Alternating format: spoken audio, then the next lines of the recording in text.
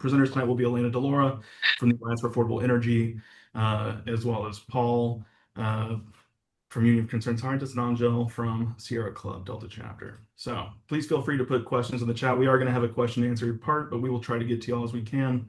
And I'm going to pass it now to my colleague. You're muted, Jackson. Am I muted? We can hear you. Okay, good. No, you're good. Okay, good. All right. I'm gonna pass it off to Elena so she can talk next. So go ahead, Elena, take it away.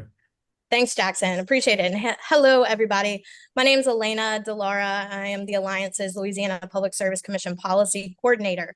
So I'm going to give us a little bit of intro here. First, I want to talk just for a second about what is a data center.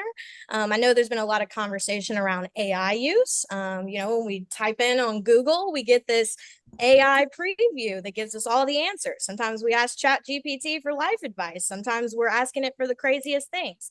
Well, the answers that are generated from ChatGPT, other sources, from your Spotify playlist that magically just creates songs that you want to listen to, all of that thinking is done at a physical location. It's not something that just happens. You can think of that happening at an AI factory. And so we're actually about to get our first giant AI factory, and there are a lot of problems associated with it. So I just wanted to give this picture on the last slide, Jackson, if you just go back, to show what the inside of a data center actually looks like. It is basically a giant building that is filled with computers. And so, perfect, thank you. This is what the inside looks like. And then if you jump to the next slide, you'll see the scope of what the project up in North Louisiana is going to look like. So this is the site of the Meta data center in Richland.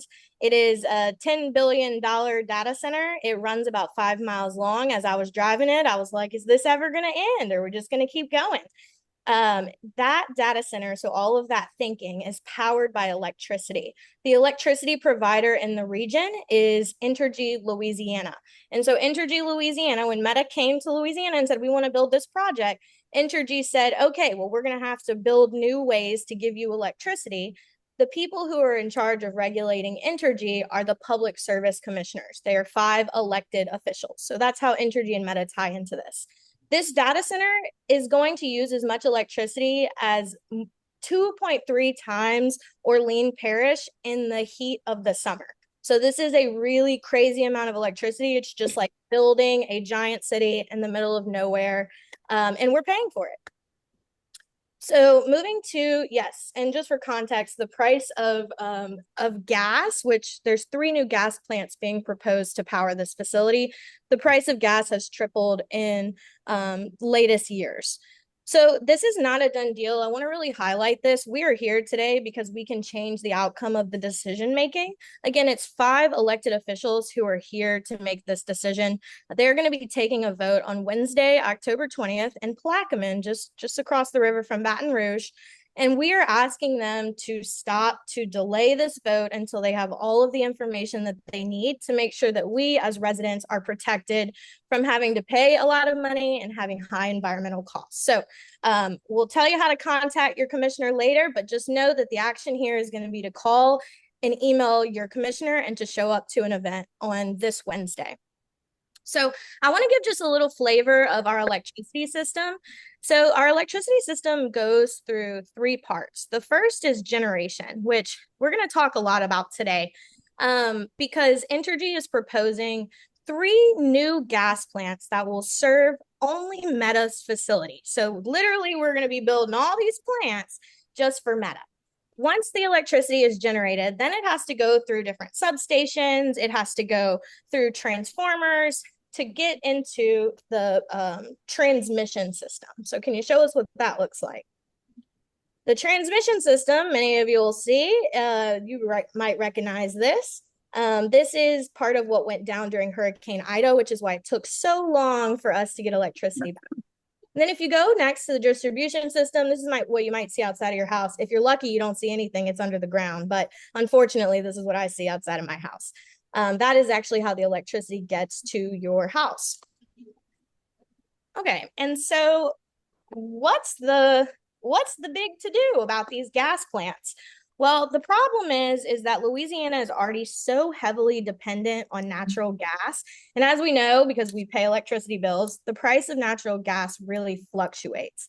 And so the addition of 3 new gas plants, which you'll see here, are going to be 2 of them in northern Louisiana and 1 of them in southern Louisiana, is going to bring our natural gas fuel mix to 3/4, which is very dangerous for us.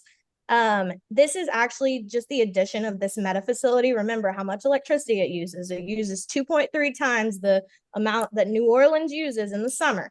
That's going to increase electricity demand by 30%. And so that means a lot of electricity is going to be used. I'll also just point out, we'll talk about it later, but we're also on the hook for paying for an unverified, underdeveloped technology called carbon capture on a plant in Lake Charles. So these computers I touched on, they get really hot. Think about when you're holding your laptop or your laptop is on your lap and it starts to burn. It just is so hot. Well, imagine a warehouse full of these things. They need to stay cool. And so the way that they stay cool is by pumping water through pipes that chill the data center. And so all these computers are staying cold because the water is moving through the pipes to chill them. If you use less water, well, then you got to have more AC. So that means more electricity use. So this is why these centers are so resource intensive, is because they get so hot with all of these computers inside and they need water to keep them cold and electricity to power the computers. I want to jump a little bit into why has this been just the craziest, most unprecedented process that we have never before seen. So again, going back to the 5 people who are elected commissioners who are in charge of regulating Entergy, as well as all of the other investor-owned utilities, as well as the cooperatives. They're in charge of everything, the whole shebang. And so this is actually the first time that a utility, Entergy, has come to the commission and asked to build 3 new power plants at one time. They have asked us to foot the bill for this giant investment for Meta, one single customer. Again, this is going to increase demand for Entergy Louisiana for electricity for more than 30%. So we're going to be using significantly more electricity just as a result of having one single data center. And so again, this is not, it's right now we're having a conversation about the biggest data center in the Western Hemisphere, but it's not the only one. And in fact, if you look across the country, there are data centers cropping up by the dozens, especially in places where regulation is more lax, which is why it is so important for us to make sure our commissioners know that we're watching. So I want to jump into some of the big risks here. If you're a photo taker, this might be a quick moment to snap a picture of the slides, because what we're seeing is we're getting a lot of promises. There's a lot of these promises for jobs that we're hearing in the news. We're like, well, that sounds really great. But the problem is we don't have commitments that those jobs are actually going to be going to Louisiana residents, or that the jobs will even exist. We have subpoenaed in a legal way to ask for verification of the jobs claims, to which we have not gotten answers. And so in the media, when you see a lot of these claims about 500 plus jobs, we have not been able to verify that through this process that is supposed to be making sure that we're getting some benefit. And so that's really problematic. The same thing goes with the renewable energy that's being promised. Entergy has said that they will provide 2,000 megawatts of renewable energy, but what we know is that their commitment is non-binding. And life, you gotta have a binding commitment, or it's the likelihood that it's going to pan out the way that it's planned is just really highly unlikely. And so we don't have any commitment that the renewable energy will actually be procured. And then again, we are on the hook for paying for an unverified technology, something that is totally underdeveloped. My colleague will speak to this a little bit later. We're really on the hook here. We're paying for a lot of electricity. They're going to be using a lot of our water. We don't know if we're getting any jobs. One key piece of this is there's only a 15-year, you can think of it like a contract for the gas plants. So Meta has said, well, we'll pay for the gas plants for 15 years, but after that, we don't know if we'll need them. Well, guess who's on the hook for the gas plants after those 15 years? We are. So some other issues you might have seen if you're on social media, some of the other issues you might have seen if you're on social media is just like technical issues with the grid. So people who live in North Louisiana might even have issues with their power flickering because there hasn't been enough analysis done about the how this data center and its great use of electricity is actually going to impact our grid. So the last thing I'll highlight, and then I'll turn it to my colleague, Paul, is that one of the biggest problems with this project is the fact that so much has been behind closed doors. There has been an intentional effort to keep information hidden from the public to the extent that we don't even know how we're going to be impacted until we're paying this bill. And so that is it is not good to, for this process not to be transparent, which is what we are asking for our commissioners to do. All right, to you, Paul, to tell us about what we're seeing across the country. Thanks, Elena. Okay, hey everybody, I'm Paul Arbaje. I'm an analyst with the Union of Concerned Scientists. Thanks for being here tonight. So I'm going to just expand a little bit about a little bit further on why we're continuing to oppose this project in the current form that it is. That's why we're urging people to call their commissioners, call for a delay, call for better protections for ratepayers, because this would just be such a bad deal for Louisiana residents, particularly Entergy Louisiana customers. But as I'll get to in a second, this really impacts ratepayers across the state.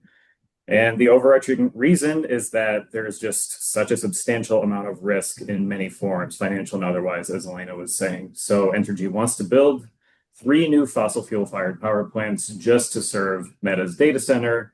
This single facility would be like adding 2 New Orleans worth of peak power demand, as Elena hinted at, and really 3 New Orleans worth of annual energy consumption when you add it all up. It would be one of the largest, if not the largest data centers in the country, when we just don't know what the state of AI will be in 15 years. And you maybe have been seeing an increasing number of headlines recently, news reports about how this all might be a bubble. And even Sam Altman, I saw the head of OpenAI recently admitted that it might be a bubble. So we just don't know what this industry is going to look like in 15 years. Bubble. And sorry, what was that? Go ahead, keep going. Oh, okay. Drop it. Seeing an increasing number of news reports about this bubble. So we don't know what this industry is going to look like, and neither do Entergy or Meta, which is why they're trying to shift essentially all of the risk onto Louisiana ratepayers. And if we go to the next slide, I'll just say, like, generally speaking, if a business wants to make an investment decision and they're pursuing a profit, they take on the risk themselves. That's generally how it works. They can't just push it onto the public. But as the proposal currently stands, what the commission is voting on this Wednesday, Entergy is assuming none of the risk. And that's not an exaggeration. They are assuming none of the risk. You could even argue Meta is assuming like a little bit, like a modicum of risk, because if they terminate that contract before the initial 15 years is up, what Elena was talking about, they would have to pay the cancellation fee. But that fee is not public information, so we don't know how much it is. And even if we did, it's probably essentially pennies for them, because Meta's market cap is just shy of $2 trillion. So the rewards that Entergy stands to reap from this, while all the risk is being pushed onto Louisiana ratepayers, is north of $170 million in annual profits, new annual profits, not revenue, profits to their shareholders. Meta gets these $3.2 billion in estimated gas plant costs to serve their data center, guaranteed by Louisiana ratepayers. And as Elena mentioned, Meta is paying for gas plant costs for the first 15 years, but since a gas plant lasts 30 years or more, ratepayers would be on the hook if the company abandons the project, which they very well likely could abandon the project. And to be clear, this $3.2 billion in estimated gas plant costs isn't even comprehensive of all the costs related to the gas plants. There are other costs that are going to be pushed onto ratepayers immediately, namely fuel costs. So if we go to the next slide, utility companies are generally permitted by state regulators to pass the cost of fuel onto their customers. So if the going price of gas that fuels the power plants goes way up, Entergy doesn't really care because that price volatility is passed through to all ratepayers. The price of gas is already rising this year, so Louisiana customers are seeing their highest bills since 2022, with Entergy Louisiana bills up 11% from the same time last year, and other utility companies have experienced even larger increases. So many of you probably remember 2022 utility bills everywhere were spiking because after Russia invaded Ukraine, the US was exporting more liquefied natural gas than ever before. And the US was and US companies were trying to make up a gap in supply abroad. So if we go to the next slide, when the price of gas goes up, electricity bills go up. And to illustrate this link, we just pulled some numbers from online federal data. You can see the top graph is the going price of gas that utilities had to pay in the market. The bottom graph is the electricity purchases in the regional market that Louisiana is in. This is called MISO South. It's the MISO South grid, which includes most of Louisiana, parts of Arkansas, Mississippi, and East Texas. The general shapes of the graphs look similar because the price of electricity so closely tracks the price of gas. And a reminder, what Elena was just talking about, that Louisiana is about 70% gas fired, and it would be even more than 70% higher into the closer to the 80s if these gas plants were approved. So if we want to be alleviating some of this price volatility's pressure on ratepayers, then we should be diversifying away from gas, not doubling down on it. So ratepayers in the Southeast grid paid roughly $4.5 billion more in 2022 than 2021. It's like roughly 70% increase, with gas prices being the main contributor. And so this type of spike could happen again. We're concerned that powering this city-sized data center with primarily gas plants will drive up gas demand and therefore increase the price of gas and get passed to ratepayers. And this would be all ratepayers across Louisiana, not just Entergy Louisiana customers who would be impacted by higher gas prices. So if you go to the next slide, this slide is good. Sorry, stay on that one. If you've read any headlines about this lately, you know that there are already upward pressures on utility bills, whether it's data centers or continued gas exports. Last thing ratepayers need is for the commission to rush an approval of this proposal without any real safeguards to prevent the costs from exploding out of control. And now we can go to that next slide, Jackson. So I want to talk about one more risk, and that is the risk of potentially more power outages and the potential cost to prevent them.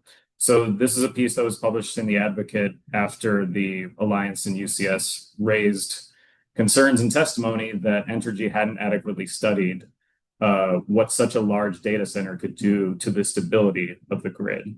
And if we go to the next slide, we can see a graph that's on the next slide, but I'm not seeing it.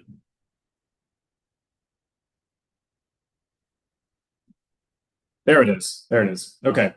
So this graph here shows an example of the type of volatility that AI data centers can exhibit in their demands on the grid. So you can see on the x-axis, which is time, that, and this is just a 50 megawatt data center load example. This is not the Meta Center, which is not online yet or anything. So as time goes on, the load hovers around 6 megawatts and then all of a sudden jumps to 30 megawatts in demand. And this is just 50 megawatts, so imagine what 2,600 megawatts will do. The jump could, in theory, be 50 times larger. So keeping the lights on is a complex and delicate process, and grid engineers have raised the alarm that these newer types of demands in the system could throw off the balance and cause more outages if these issues aren't adequately studied. And that's the last thing Louisiana needs right now, given the load shedding or rolling blackouts that have already happened this year. plus the distribution grid outages from storms, etc. So the silver lining is that Entergy did agree to study these risks and indicated that any grid upgrades identified as necessary for preventing outages wouldn't be charged to ratepayers. But the language, unfortunately, is a little bit ambiguous because it essentially says ratepayers won't have to pay for any grid upgrades to mitigate power outages solely caused by the data center. So we're concerned that that language may give Entergy an out to basically claim that it's not the data center causing these grid reliability issues, it's actually some other load on the system. So I'm going to stop there and pass it over to Angel to talk about some of the environmental impacts. Okay, cool. Hey y'all, my name is Angel. I am the chapter chair and manager for the Sierra Club and I have the task of talking about water. I see a lot of folks in the chat asking about it.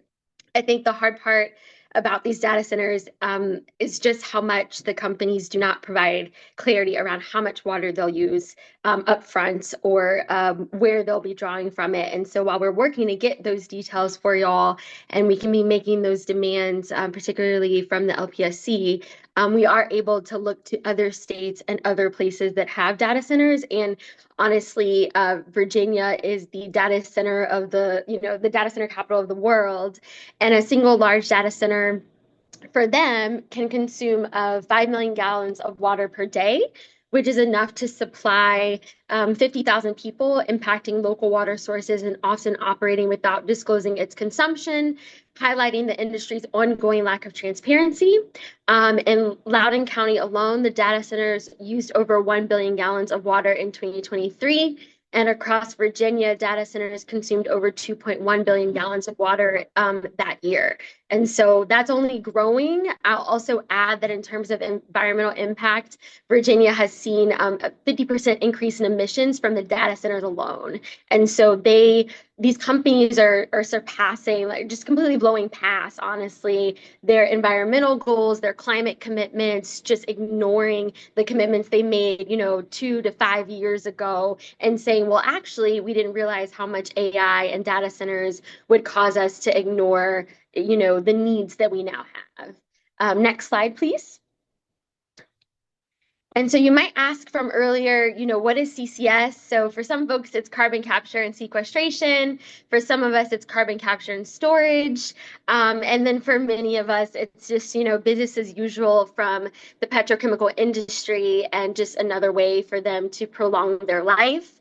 And so it's basically a trick by which they're able to, let the federal government know or signal to the federal government, hey, we would like these tax credits or these federal tax credits. And so we are going to attempt to gather the carbon that we are producing with our natural gas plants, for example, and put it in the ground. It's a bad idea for many reasons, but first of all, it's not proven at scale. Right now, across the world, we have not seen this proven at scale in a way that would actually impact climate change and help us meet our climate goals.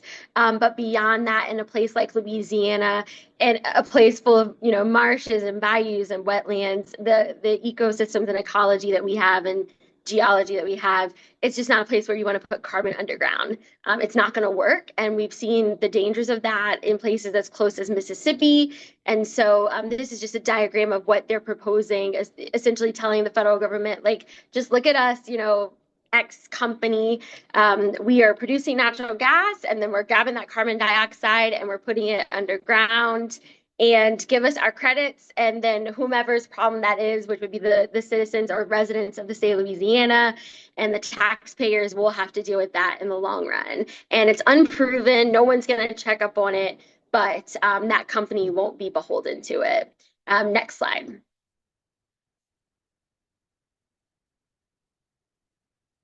So Entergy, so back to the utility side of things, they want to add this unproven technology. They're proposing that they're going to use this unproven technology to the Lake Charles power plant, because keeping in mind, we only have a couple of utilities across the state of Louisiana. And so you can kind of treat it like, if you will, carbon trading or like carbon credits. And so they're saying, okay, we're going to add CCS to this Lake Charles power plant to sweeten the deal for Meta. And they said they'll pay a quote unquote significant portion of the Lake Charles's CCS proposal, which is a $1 billion upgrade cost, but we just don't know how much that is, or what significant even means. Entergy's also building the three new power plants that we've discussed. They're saying that they're going to be CCS ready, and so okay, we're going to be prepared to put the carbon dioxide that's produced into the ground for these three new power plants. But again, if this is unproven technology, we cannot be hanging our hats and our climate goals on this technology. Commission staff have even testified for the LPSC that CCS is not proven at scale for power plants. And so this is a risky project and a necessary project, and dangerous for communities, for environment, for water, and all the reasons that we've discussed. Thanks, Angel. So now we're going to get to the part where we get to do something about it. So one thing I want to highlight that's really important, we've talked a lot about these gas plants and how costly they are.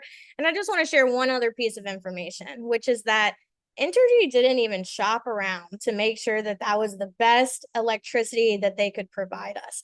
That's like when you're grocery shopping, you know, these days the price of groceries is so freaking high. You have to price shop and compare and use coupons. No, Entergy did not do that. They just said, we're going for 3 gas plants, despite the fact that there could have been an alternative that would have been cheaper, both in terms of literal costs and environmental costs. So that was something I saw in the chat that I really want to uplift, is the due diligence wasn't even done to do the price check-in. Okay, so like Paul said, it is not just it is not just Entergy Louisiana customers that are at risk. It is everyone. When the fuel price goes up, demand for electricity is up. That also means that the price of our bills are going to go up. Because just like he was showing us, the fuel costs are directly tied to the price of energy, or very, very closely tied. So what we're going to do is we are going to learn from some places that have been successful. These are some examples of locations that have had some success in fighting back against these data centers. Again, the Public Service Commission, these are the 5 people who have the power, any power to make any changes that they see fit to protect us. And so the changes that we're asking for, we're asking them to put a cost cap. If Entergy says it's going to cost this much, we shouldn't be charged for more. If this project is going to roll through, there needs to be at least some guardrails to protect residents. There's also in some places some special electricity rates. So in order to prevent a cost shift for us so that we're not paying the bill for the data center, there's some places where they actually have special rates for the data centers themselves. So I want to highlight, there's a facility actually in Memphis, Tennessee, where residents were very organized and they fought back. So if you skip to the next slide, Jackson, you'll see the Memphis facility. This is a Meta facility. They were burning, and if you keep clicking through, 35 unpermitted natural gas turbines. Literally, they got no approval for this. They were just burning the gas. What residents did is they got organized. They started talking about what was happening. They filed a lawsuit and they said, we don't stand for this. And so now those natural gas turbines are not burning, and there is a legal process underway to fight that. And so that's what we're talking about. We're like, I know there's a lot of momentum and support for this project, but it is not a done deal, and changes can be made to make this better, to prevent us from being in a situation like this where folks aren't able to breathe, where the electricity is going out, where our grid is threatened. So the 5 people that we need to talk to, this is the crux of it, folks. These are our public service commissioners across the state. And in the next slide, you'll be able to actually see who they are. But I just want to highlight something that was said in the chat. There are elections for these people next year. I would argue that one of the most, if not the most important seat in the state of Louisiana right now. These people are all these $billion deals, this whole conversation around electricity, around data centers. every decision runs by these 5 people. And so 2 of them are up for election next year. They're term limited. This fellow right here, Commissioner Eric Skrmetta, he represents South Louisiana, and Commissioner Foster Campbell represents North Louisiana, the whole area where the data center is. And so we're going to be talking to them. If you skip to the next slide, I just want to give a flavor of what the districts look like. I know that actually go back just one slide. I know that there are a lot of people here from across the state, which is incredible. And so just want to give you a chance to look over this, maybe see out who's your commissioner. And if maybe one of my colleagues could drop in the chat the link to the Public Service Commission website where it has how to contact your commissioner, just with the emails. That'd be great. Thanks, Emma. Okay, so again, 2 seats up next year. But until then, what are we going to do? What are we going to do from now until this decision is made? The first thing that we're going to do is we're going to call and email those 5 people, starting with our commissioner, because it is always most important for elected officials to hear from the people that they represent. And what we've seen is that, in fact, when, they're getting pressure from all angles, well, we need to be one of those angles that is really pressuring them to the extent that they're listening to us. And we've seen them make different decisions when people get involved. And so now is the time to tell them how you feel. We are going to be meeting on Wednesday for the meeting itself. This is the Public Service Commission's monthly meeting. I will note it is not at the normal location. It is normally in Baton Rouge, but this time it's going to be in Plaquemine. We're going to give everybody who registered for this call the specific details for where you can join us. And then we have an RSVP form. If somebody could maybe drop the RSVP form in the chat so that we could get folks registered. This is a very impressive turnout, y'all. There's 169 people on this call right now. I mean, if half of us can show up to this public meeting, it will be shocking to the commissioners. I mean, this meeting is a meeting that is filled with people in suits. It is a meeting that is not often attended by the public. It is sometimes like a clunky meeting where you're just like, what's going on?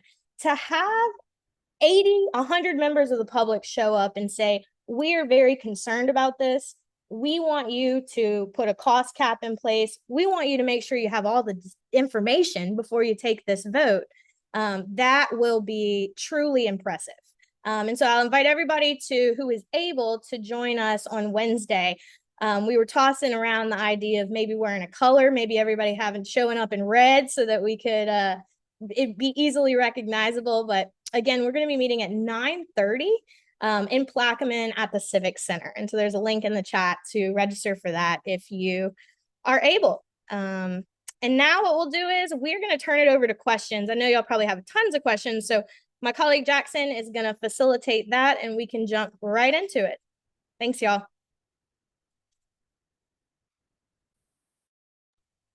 All right. Thank you, Elena. Thank you, Paul. Thank you, Anshel. We are going to actually just open it up to questions from the floor. We have gotten a lot of questions in the chat. Really appreciate everybody's attention and for being active in there. I think we've answered some of those questions as we have gone. And I think that what we'll do, just for the sake of orderliness, if you have a question you'd like to come off of mute to say, if you could either raise your hand or put in the chat stack, I'll call on you, and then we'll go ahead and start with Alicia. My question is about the meeting this Wednesday. You said we're meeting beforehand. Is the plan to prep beforehand, or is the meeting at 10 a.m.? The meeting is at 10 a.m. We're going to meet at 9:30 a.m. beforehand. There's an area just outside of the Civic Center where we can all meet. If you would like to submit a public comment, for example, and need some support doing that, I am happy to support. Just let us know. Thank you. Thank you. Julie. Where Plaquemine, Louisiana, in which parish, or Plaquemine Parish? Good question. It's a Plaquemine, the city, not the parish. So it'll be near Baton Rouge. If you haven't been there before, it'll be south of Baton Rouge by about half an hour or so, depending on traffic. And I would say that it's going to be at I believe the Grant Civic Center, and we'll post the link again, the Take Action link again. So that way we'll just keep posting this. Yes, the Carl F. Grant Civic Center. Thank you. So if you have any questions on how to get there, if you need help getting there, please let us know via that. But Olivia, thank you for that question, Julie. Go ahead, Olivia.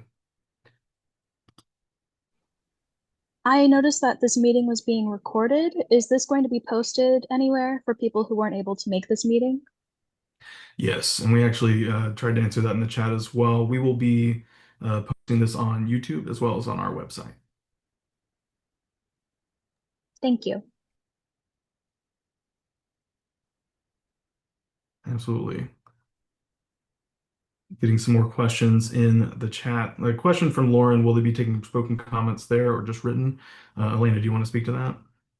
Yeah, so they will be hearing comments out loud, so you'll have the opportunity to actually speak before the commission.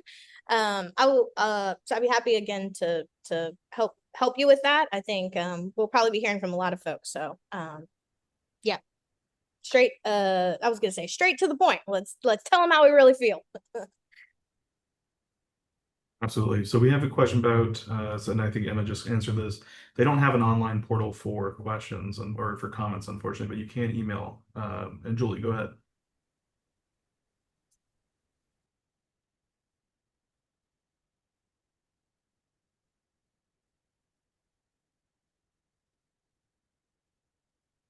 Julie, did you have a question? Oh, sorry, I did take it off mute.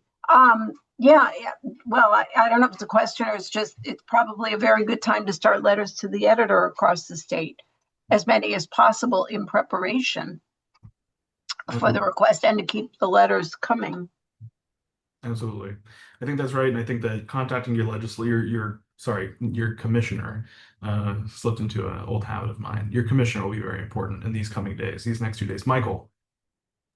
Yes, in the presentation, you mentioned that Entergy will not bear any risk in this development. Could you talk to some of those risks that the ratepayers may end up putting?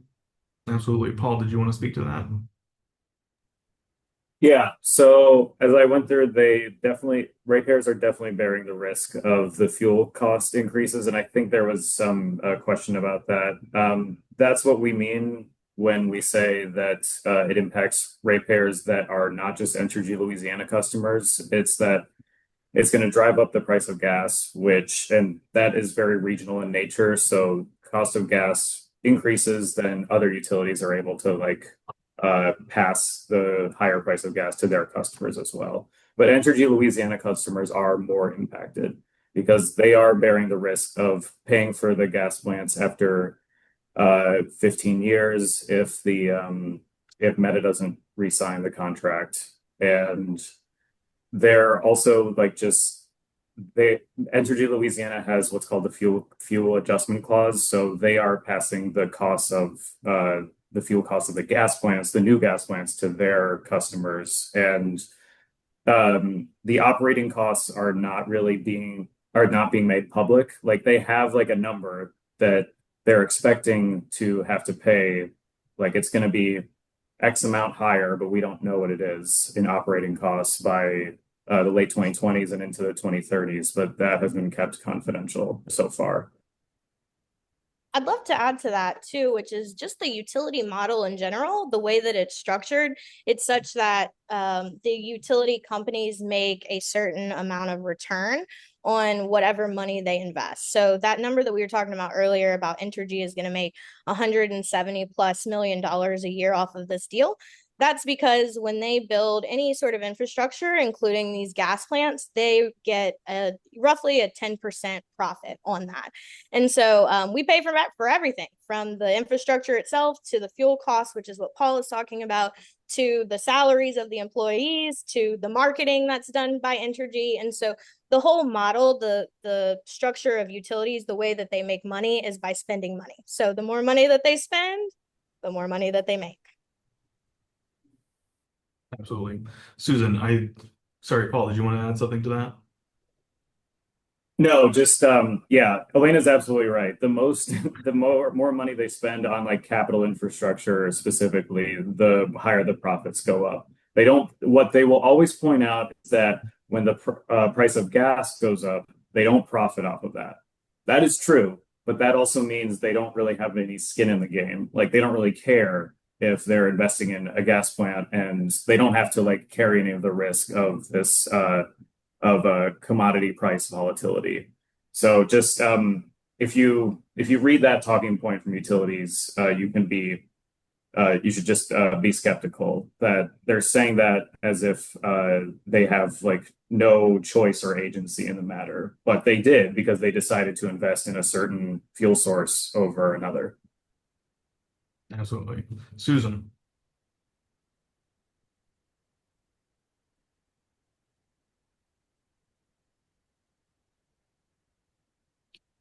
I saw you come off mute, Susan, but if you're saying something, we can't hear you, unfortunately.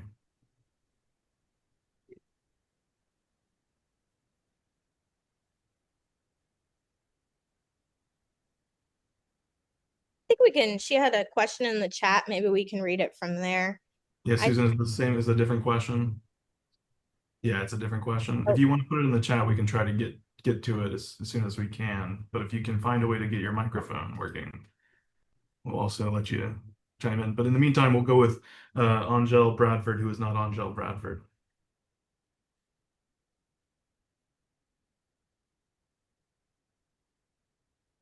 I don't know if I'm the Angel Bradford that's not Angel Bradford, but I asked a question about the water tables and the water supply and the infrastructure. We already know that like Jackson, Mississippi had problems with their water infrastructure and just how this might affect some of that. You know, you were saying it was going to be billions of gallons of water.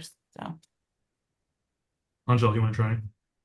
Yeah, so it's a tough one. Like I feel like for the actual clarity on the water table and water infrastructure, not clear yet. Like we don't have that. I really just am working from estimates right now and trying to push the local officials to ask more questions, in particular in like Rayville, Dale High, but haven't gotten that. So it's to be determined, but it's something that we're committed together to figuring out. And so just stay in communications with us and we'll keep y'all updated. And it's not something that I'm interested in keeping shrouded in secrecy. So if you want to help us, like join us in that, we're just trying to figure it out.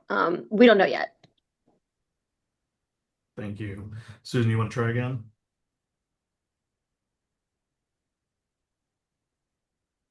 Unfortunately, we still can't hear you. We'll try to circle back again. I'm sorry. Bill, I saw you put your hand up a second ago. Go ahead. Yeah, thank you, Jackson. I hope everyone can hear me okay. I can't figure out how to put the little yellow hand on my screen. So thanks to the club for sponsoring this event. I appreciate it a lot. I have two questions. First one is for Paul Arbaje. And one of your slides, I believe, said that the commission approval of the project at this point means that all Entergy customers will pay for the fuel running the power plants serving Meta.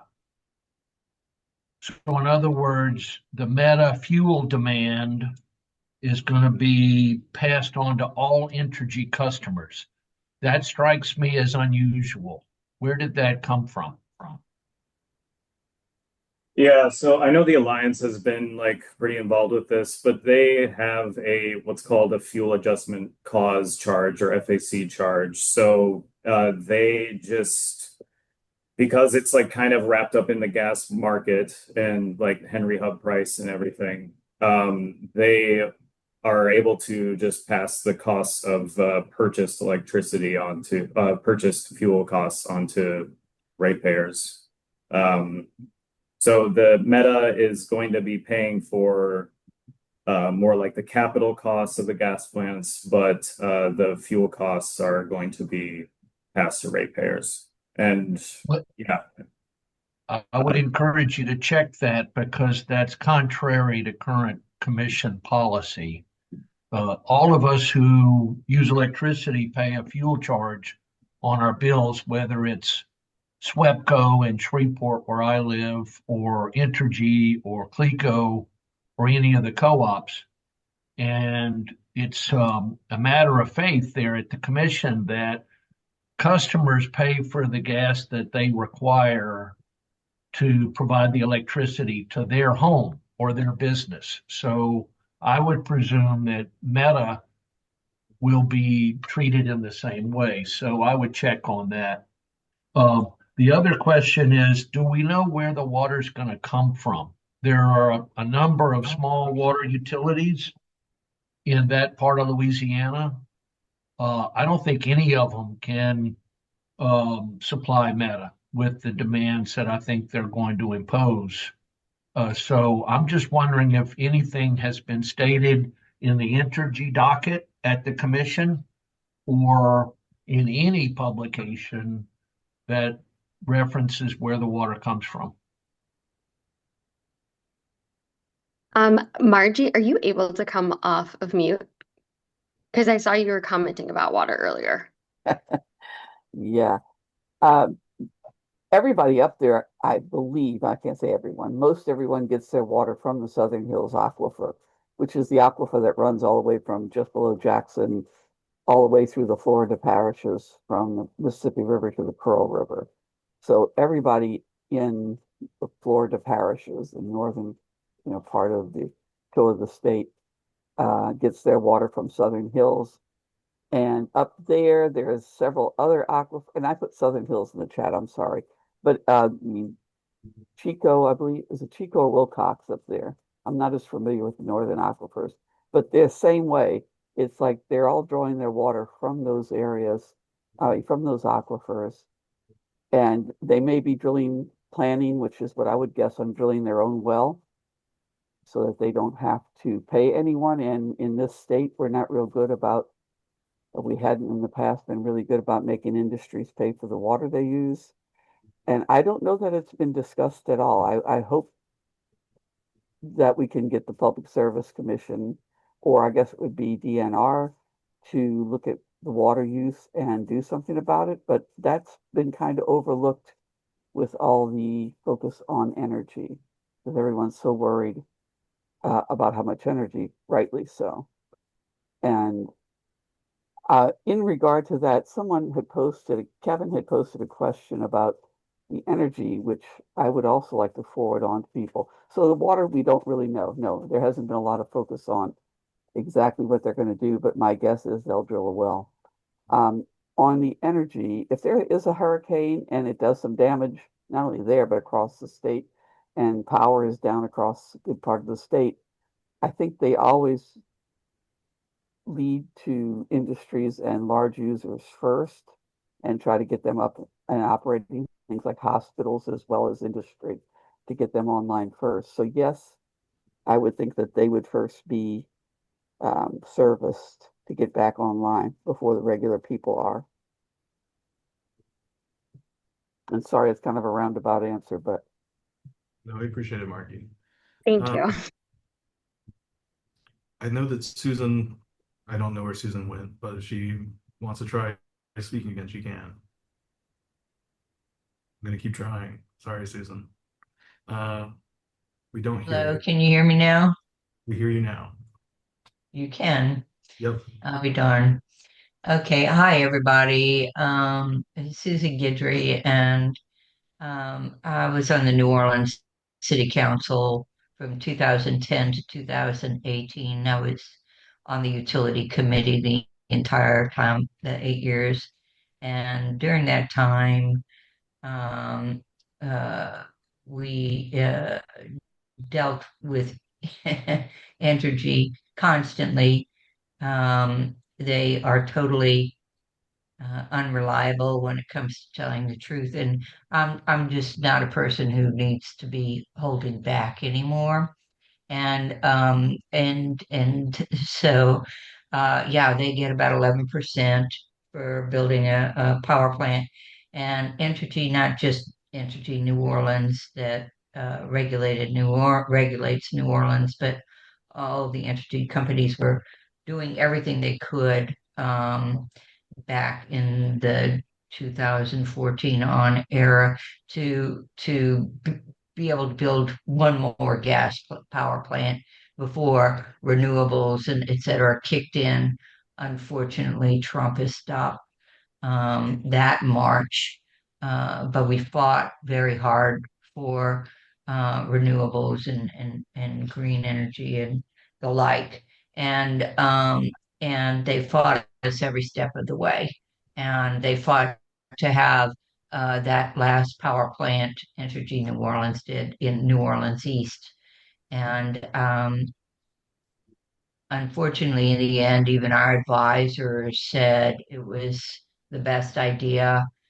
They were not right about that, and I think we all see the results of that now.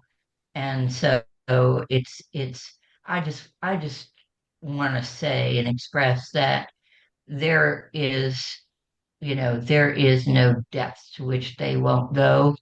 And I wouldn't trust any of our advisors or other political folks who are stating that we should believe that what's being said will indeed happen, because it won't. It simply won't. And the entire is going to continue to make huge profits. And you know, as long as we don't have help from the federal government with bringing, forward our renewable energy, et cetera, we are stuck. And so we have to fight for ourselves. And that's really my message, that we should believe that we are the ones who can make this happen.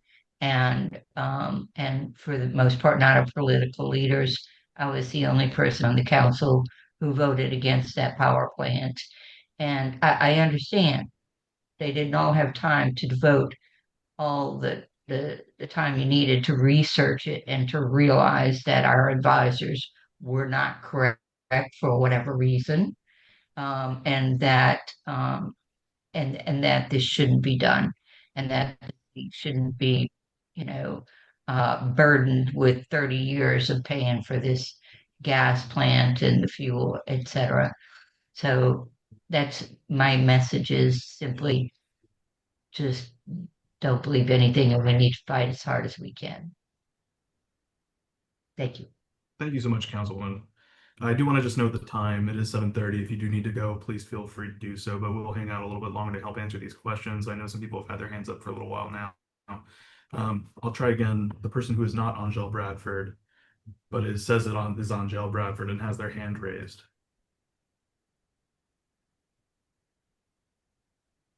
And if not, then we'll go on to, I believe if correct me, please, is it Angel? It's also Angel. Angel, okay. Great. Let's go to Angel then. So with so many things being like vague or unclear insofar as actual commitments, like to legal requirements of like meeting what's actually required from like Entergy and supposed data centers and stuff, like I'm thinking of the term significant that was used earlier, like, oh, we're going to make a significant decrease in our emissions, but that has no number attached to it. It has no date attached to it.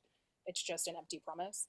I'm wondering if there are any things, like what things, if any, are Meta and Entergy legally responsible to have available to the public, such as like projections, cost, projected timelines, money that's been moving back and forth. Like, are they legally responsible for having some of this publicly accessible knowledge? And if so, have they collected that data and made it available, or are they circumventing that by trying to rush this vote? Excellent question. Elena, do you want to go take this one? Yeah, sure. That is a $1 million question. And I would say that they have really hidden all of the information in some of the key documents, including the service agreement. Basically, all the contracts between Entergy and Meta are hidden from public view, and that is where all of the details are, of the numbers, of the costs, of the commitments. And so that is the biggest challenge of this, is that the heart of it is hidden. And I would love if one of my other colleagues could jump in. Maybe Logan, if you could shed some more light on that question. Hey, Elena, I'm so sorry. I missed, what was the question? I apologize. I was trying to No, answer that's other okay. ones. The question is, basically, where is Entergy contractually obligated, in this commitment? Like, where do they have any sort of hard line commitments that they have to fulfill? And my response is that a lot of the details are tied up and hidden in the different contracts between Meta and Entergy, and even the basically the stipulations to protect residents, even the details of that are hidden. So the question is basically, where is any like real information available, and what are they contracted to do at this point? So the challenge here is that the agreements between Entergy and Meta, and a lot of these are a lot of the details that we're calling promises, that are agreements between Entergy and Meta that are not going to be considered as within the jurisdiction of the Public Service Commission on Wednesday. So, for example, this agreement between them that Meta will pay 15 years worth of the capital costs is in that agreement between those two companies. But the problem is that that agreement between those two corporations is, as Elena pointed out, has been shrouded in mystery, is not available to the public, and is not being considered as a question for the commission to approve or deny. And so the things that are being considered by the commission are, can Entergy build these power plants, and can Entergy pass those costs through to their various customers? And that includes, can Entergy also build over $550 million worth of transmission that is only for Meta and pass those costs on? There are some other items that are in a settlement agreement that is between commission staff and Entergy related to some renewables and commitments related to additional renewables, and some reporting requirements related to reliability. But so much of those promises, including, as was alluded to, how much Meta would be willing to pay toward installing over at least $1 billion worth of technology for CCS, if that ever comes to pass, and any donations toward Entergy's Power to Care program, all of that is outside of the commission's jurisdiction. And this is the problem, is that we're being asked to believe in promises that have zero either public visibility, but worse than that, there's no accountability. So if Meta breaks its agreement, and this is a problem not just for us, but a lot of the other industrial customers are angry about it. If Meta and Entergy break their agreement on that 15-year long-term payment for the capital costs, the commission can't come around and say, hey, Meta, you did a thing we told you couldn't do, because Meta is not at the direction of the commission, and because Meta is not a party, or lately, not a party to the proceeding. And so then we have to assume that Entergy will be willing to sue Meta if they break that agreement. So you see, we're making a lot of bets here, or we're being asked to make a lot of bets based on confidential agreements between two very large, powerful corporations. Thank you. And I think Angel added to her question a little bit there. I think we may have covered it. And Angel, please feel free to put more in the chat if we did not. We have some more questions in the chat we do want to get to, but Julie and then Lady, and then we'll get to the questions in the chat that we've been trying to get to. Yes, it's not so much a question. I want to clarify, because what Bill Robertson asked and what Paul had said, I think I understood, but I want to just clarify. So the Meta's going to pay for the energy they use when they use it, right? They'll get billed for the energy they use. They're going to use a lot. Am I correct that they're going to get billed for that energy as they use it? Anybody mind if I jump in? Please. Okay. So yes, Entergy will receive a bill, and Entergy will be taking Meta. Meta will receive a bill. That's what I mean. Sorry. Thank you, Julie. Okay. Thank you. Meta will receive a bill, and Meta will receive a bill under an existing industrial rate. So you have a residential rate, they'll have an industrial rate. On their bill, they will also pay a fuel adjustment charge. And as I described in the chat over here, that doesn't mean that they will pay all of the fuel that's used to run generators in the state, but that they will pay some portion that is allocated to them from the total fuel adjustment charge. But keep in mind, the fuel adjustment charge is not just fuel for the gas plants, which, as Paul did point out earlier, will be more volatile as a result of even more dependence on gas. There will also be basically impacts to supply and demand costs. Basically, the cost of electricity in the electricity market will be impacted. And all of those costs will be passed through the fuel adjustment charge, in addition to that transmission I mentioned, in addition to the operating costs, the non-capital operation and maintenance costs of all three of these plants and transmission will be passed through to all of us in the fuel adjustment charge. So Julie, you're right, they will pay, but they are only going to pay via this outside agreement to pay a minimum bill for 15 years. And again, that is the only part that is remotely protective of other customers to pay for those gas plants. Does that make sense? Yeah, I just wanted to clarify because there was some question whether they were going to pay for energy at all. They're paying for the energy as they're using it, and they'll have an adjustment just like we will. But the thing is, all of us are going to pay for the fact that their use of so much energy has raised the cost of energy so high that we'll all be paying through the nose even more than we're paying now, because our bills just went up, because gas is already, as you have explained, more expensive now than it was a little while ago. And it's going to go up even more because it's going to be more competitive to buy the gas they need to fuel this huge plant for Meta. Yeah, I mean, I get it. I just want to make sure that how we talk about it, when we talk about it, we just have to, try and use the right terms, Thank you. Thank you. Lady, please. So look, I have a different perspective. I always have a different perspective.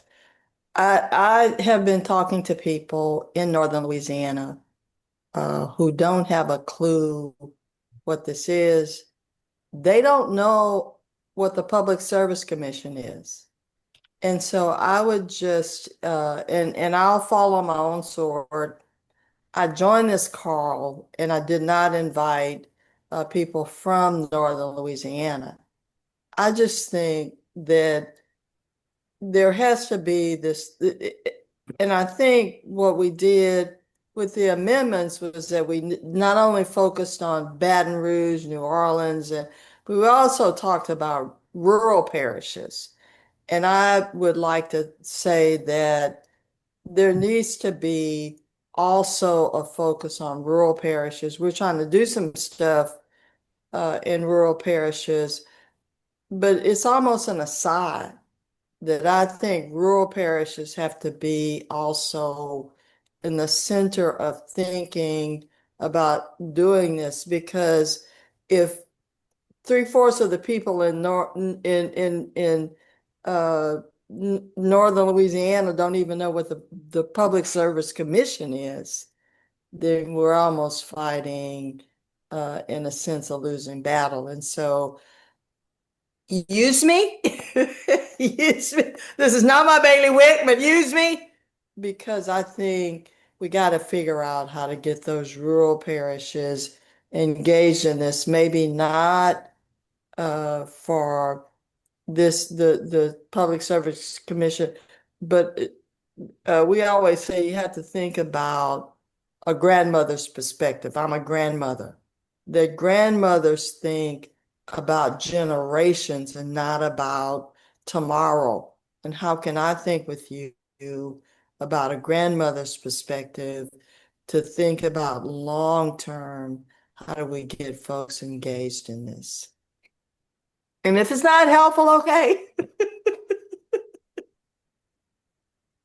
Angel put her hand up. I want to know, Angel, is Yeah, that I'll say something really fast, and then I saw another question in the chat, and I know we need to go. And I'm gonna go get dinner because I'm really hungry.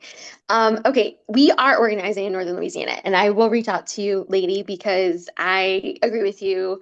But we have been, it has been a slog, and it's not the easiest thing because I know Northern Louisiana is not one monolith. And so, like, we have people in Shreveport, but we also have people in Monroe, we have people in Rayville. Some people say Rayville, some people say Rayville. I've gone with Rayville. But like we're organized around the data center. AE knows this. Like, we had a meeting. We're gonna have more meetings locally there. We've been talking to ag folks and farmers, and we reached out to the local officials there too to try and like have a community meeting with them present. But they've completely iced us out.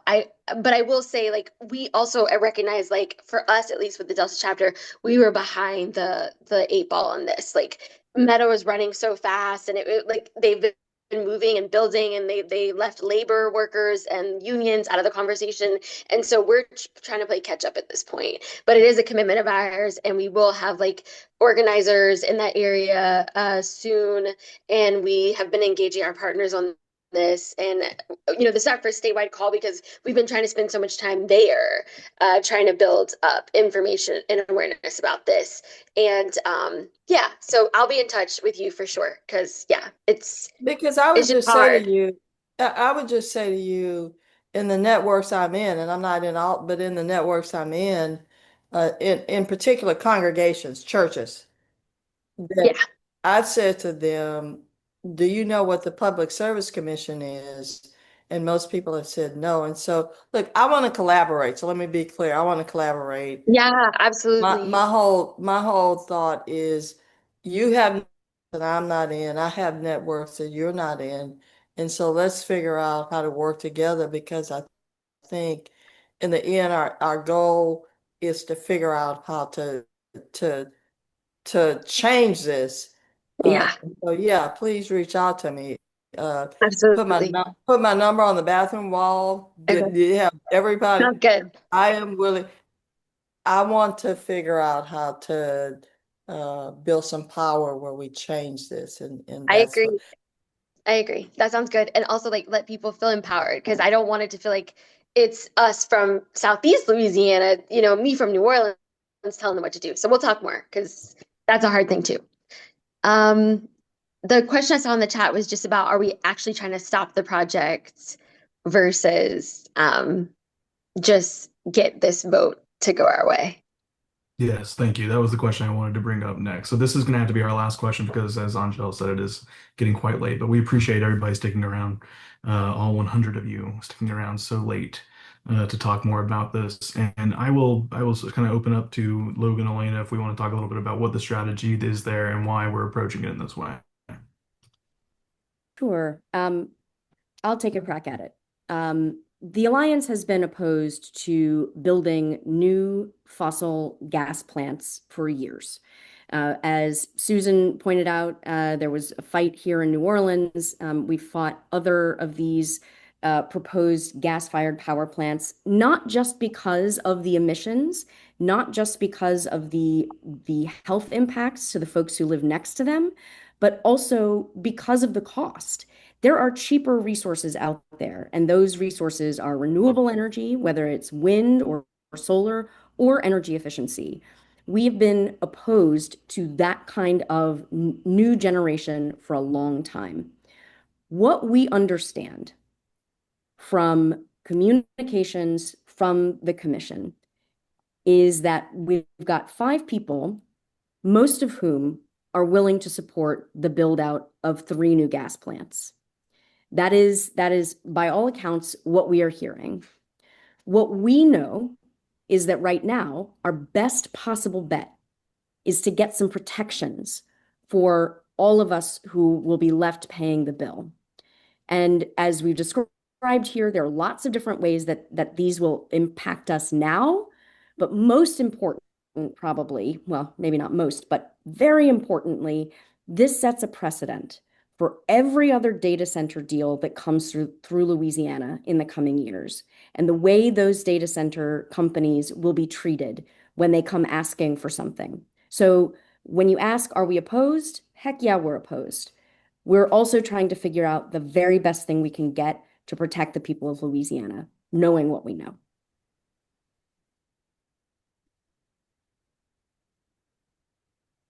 Okay.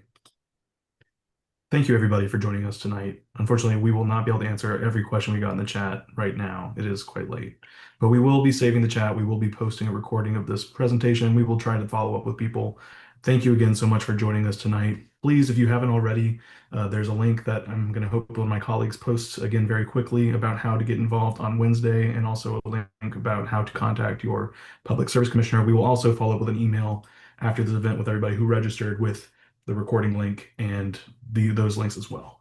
So thank you so much for joining us tonight. There is a lot of tough stuff going on in the world and around the country and in the state. And we really appreciate you making the time to learn more about what's happening and to get involved on this issue. And thank you. Have a good night. And we hope to see you in Plaquemine on Wednesday. Thanks, everybody.